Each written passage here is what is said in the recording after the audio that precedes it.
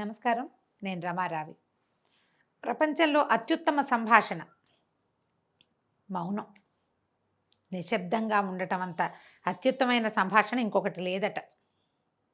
ఎంతమంది దీంతో ఏకీభవిస్తారండి? అవసరమైతే మాట్లాడు, అనవసరంగా ఒక్క పదం కూడా మాట్లాడద్దు. అవసరమైతే ఒక పదమే మాట్లాడు, రెండో పదాన్ని అక్కడ వాడద్దంటారు. ఇది పెద్దవాళ్ళు చెప్తారండి. మహాత్మా గాంధీ కూడా ఇలాంటి వాక్యాలు కొన్ని చెప్పారు. తాకట్టులో ఉన్న బంగారాన్ని విడిపించి ఆ రోజు ఆన్లైన్ రేటుకే మేము కొంటాం. Sharma gold company. మనసు యొక్క భాష మౌనమే. మనం మౌనంగా ఉండి చాలా పనులు చేసుకోగలుగుతాం. దీన్ని మనం ఒప్పుకోలేకపోతాం. మనకి లోపల ఒక భావోద్వేగం వచ్చేస్తుంది, ఒక ఉద్రేకం వస్తుంది. మాట్లాడేసేయాలి, చెప్పేసేయాలి, చేసేసేయాలి, ఏంటేంటో ఉంటాయి. ఒక చిన్న కథ చెప్పుకుందామండి. ఒక పల్లెటూరులో ఒక అతను ఉండేవాడట. ఆయన మహావాగుడుకాయ. నేను అది చేస్తా, ఇది చేస్తా, అది చేయగలను, ఇది చేయగలను, అక్కడికి వెళ్ళాను, ఇక్కడికి వెళ్ళాను, అది చూశాను, ఇది చూశాను, నాకు తెలియంది లేదు, నాకు రాంది లేదు, నేను చెయ్యంది లేదు, నేను చూడంది లేదు, ఇలా వాగుతూ ఉండేవాడట. ఎప్పుడు వాగుడుకాయగానే ఉండేవాడు, పెద్ద మనిషి.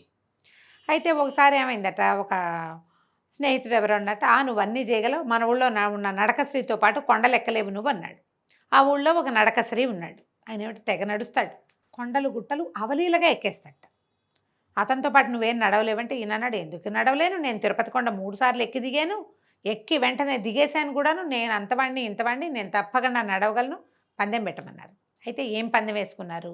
ఒకవేళ నువ్వు ఓడిపోతే ఇక మాటలు మానేయాలి, ఈ ధోరణి మార్చుకోవాలి, నువ్వు గెలిస్తే నీకు ఒక 1000 రూపాయలు ఇస్తామని మిత్ర బృందం అంతా ఈయన గోల పడలేకనమాట డబ్బులు కట్టారట. ఇస్తామన్నారు, 1000 ఇస్తామన్నారు. అక్కడి నుంచి ఈయన్ని ఆ నడకశ్రీని, పెద్ద మనిషిని నడకశ్రీని ఇద్దరిని కొండగుట్ట దగ్గర వదిలిపెట్టారు. ఇద్దరు ఆయన నడకశ్రీ ఒక నవ్వు మొహం పెట్టాడు, ఒకళ్ళనొకళ్ళు పలకరించుకున్నారు, కొండ ఎక్కటం మొదలుపెట్టారు. నడకశ్రీ చులాగ్గా నడుచుకుంటూ వెళ్ళిపోతున్నాడు. మన పెద్ద మనిషికి పక్కన మనిషి కనపడంగానే వాడికి ఏదో ఒకటి చెప్పటం అలవాటు. ఇక మాట్లాడి మాట్లాడి మాట్లాడి ఒక 10-12 నిమిషాలు కొంచెం ఒక 200-300 అడుగులు ఎక్కేసరికి అయిపోయింది ఈయన పని. నాలుగు బయట పెట్టేశాడు, గసొచ్చేస్తోంది, పై ప్రాణాలు పైన పోయేలాగున్నాయి. అయితే నా వల్ల కాదు, ఇక నేను ఎక్కలేనంటే అతను నడకశ్రీ నవ్వుతూ అప్పటిదాకా అంటున్నాడు, తల ఊపుతున్నాడు అంతే. నవ్వుతూ ఏం చెప్పాడట, మీరు ఎక్కగలరండి, ఎవరూ ఎక్కలేనంత పెద్ద గుట్ట కాదు ఇది, మీరు మాట్లాడుతున్నారు, అందుకే మీరు చేయలేకపోయారు.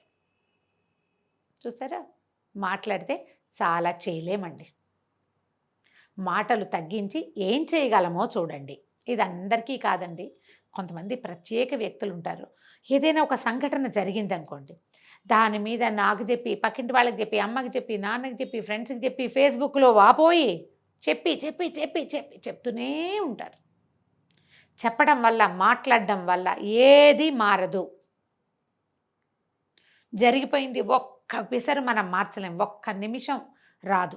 దానికోసం ఇన్ని 100 నిమిషాలు వృధా చేయాలా మనం? అక్కర్లేదు. నా కోసం మీకు చెప్పుకోవాలంటుంటారు, నాకు కూడా చెప్తారు కొంతమంది, కష్టం చెప్పుకోవాలి. ఆ కష్టం చెప్పుకుంటే తీరదమ్మా, వదిలేస్తే తీరుతుంది. మౌనంగా దాన్ని దిగమింగి పొట్టలోకి తోసేయండి. పొట్టలోకి వెళ్ళిన పదార్థాలన్నీ పచనం అయిపోయేవాడి దారిని అవి పోతాయి బయటికి, పోగొట్టేయండి. మాట్లాడడం తగ్గించండి. ఒకటే విషయం, ఏదో ఒక్కసారి ఒక్క సంఘటన జరుగుతుంది, 10 ఏళ్ళైనా దాన్ని మర్చిపోరు. ఎప్పుడూ ఆ మాటలకి పదును పెట్టి విసురుతూనే ఉంటారు. ప్రపంచంలో జరిగే ప్రతి యుద్ధానికి కారణం మాటలే. ఇంట్లో ఎవరిళ్లలో ఏ గొడవైనా, ఓ ఆఫీస్లో గొడవైనా, ఒక పబ్లిక్ ప్లేస్లో గొడవైనా, దానికి కారణం మన నోరే, మన మాటలే. ఎంతసేపు లోపల ఒక బడబాగ్నిలాగా రగుల్చుకుంటూ ఉంచుకుని, దాన్ని మంట పెడుతూ ఉంచుకుని, మాటల రూపంలో ఆ బాణాలని మనం విసిరేస్తూ ఉంటాం. ప్రతి వాళ్ళు వాళ్ళల్లో ఒకసారి ఆలోచించుకోండి. మన ఇంట్లో జరిగిన దుస్సంఘటనలు, చికాకులు, ఇబ్బందులు, వీటి వెనకాల మన నోరు ఎంతవరకు ఉంది? మనమే కాదు, మాటలు కూడా. మనము అసందర్భంగా మాట్లాడతాం. ఏదైనా ఒక్క విషయం మనకు తెలిస్తే దానికి మనకు అర్థమైన రీతిలో 4-5 రంగులు వేసి, వాలంటరీగా కావాలని కాదండి, కానీ అలా చేసేస్తాం. ఎవరెవరికి మనం ఎన్నెన్ని చెడ్డ మాటలు అందించాం, ఎవరెవరి గురించి మనకు అక్కర్లా వాళ్ళ గురించి మాట్లాడడం మనకు పనే లేదు, అయినా వాళ్ళ గురించి మాట్లాడతాం. ఇందులో సినిమా యాక్టర్ల దగ్గర నుంచి రాజకీయ నాయకుల వరకు, మన ఫ్రెండ్స్ నుంచి కొలీగ్స్ వరకు, పక్కింటావిడ విషయం కూడా ఎవరికైనా చెప్తాం మనం. మనకేం అవసరం లేదు, అయినా కూడా మన ఇంట్లో వాళ్ళ గురించి ఎవరికైనా చెప్పుకోవటం. బయట ఏదైనా జరిగిందంటే అది మన వాళ్ళకి సంబంధించి మాట్లాడేసుకోవటం. ఎవరైనా పోట్లాడుకుంటుంటే వాళ్ళ వెనకాలో వీళ్ళ వెనకాలో చేరి ఇంకో 4 వాక్యాలు అగ్నికి ఆజ్యం పోయటం. అంతా నోరు వల్లేనండి, అంతా నోరే. ఒక్క పూట కామ్గా ఉంటే ఎలా ఉంటుందో ఆలోచించి చూడండి. భర్తలతోటి తగాదాలు, నువ్వంటే నువ్వు, నువ్వంటే నువ్వని చివరికి కొంపలు ముంచుకుంటాం. తర్వాత రిపెంట్ అయినా వెనక్కి రాదు. ఈ వదిలేసిన మాటలు అసలు వెనక్కే రావు. ఏదో సందర్భంలో ఆగలేనితనం ఎవరికైనా ఉంటుందండి, మనుషులం కదా మనము. కానీ ప్రతిసారి ఆగలేనితనం ఉంటే ఎలాగండి? ఉండకూడదు అట్లా, అది తప్పు, అది పొరపాటు. దానివల్ల మన జీవితము మిజరబుల్ అవ్వచ్చు. ఎదురుకుండా ఎవరెవరి జీవితాల్లో, చుట్టుపక్కల వాళ్ళ జీవితాల్లో అగ్నికి మన నోరు కారణం అవుతుందేమో ఆలోచించుకోండి. దీనికి మన లోపల కూడుగొట్టుకుపోతున్న అసహనం కారణమా, ఏదో ఇరిటేషనా మనకి?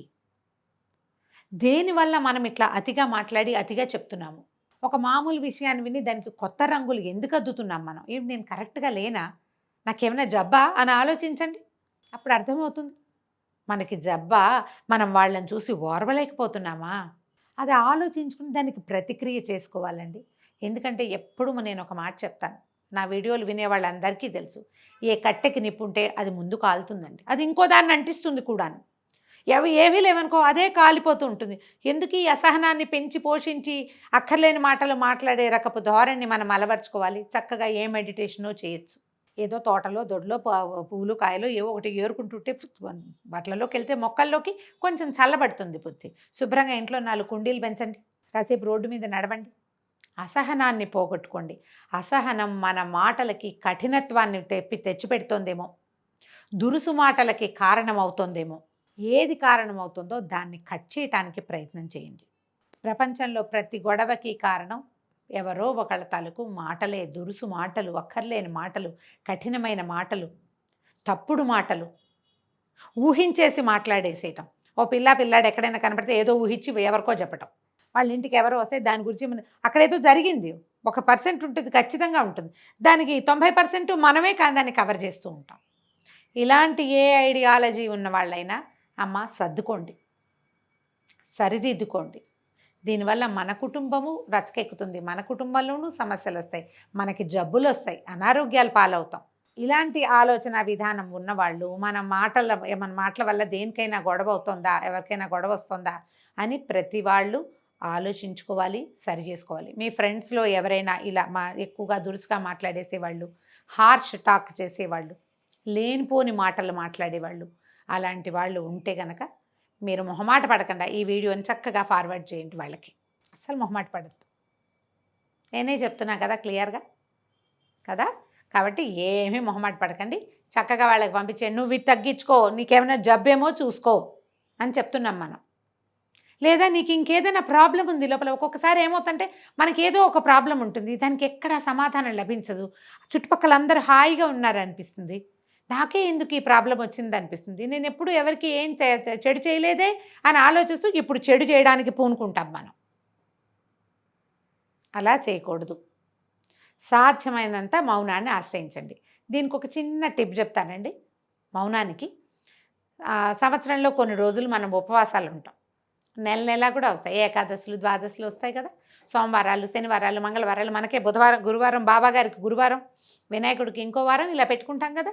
ఆ వారంలో కనీసం ఫ్యూ అవర్స్, కొన్ని గంటలైనా మౌన వ్రతం తీసుకోండి. మీరు ట్రై చేసి చూడండి. ఇది ప్రతి వాళ్ళు అప్లై చేయొచ్చండి.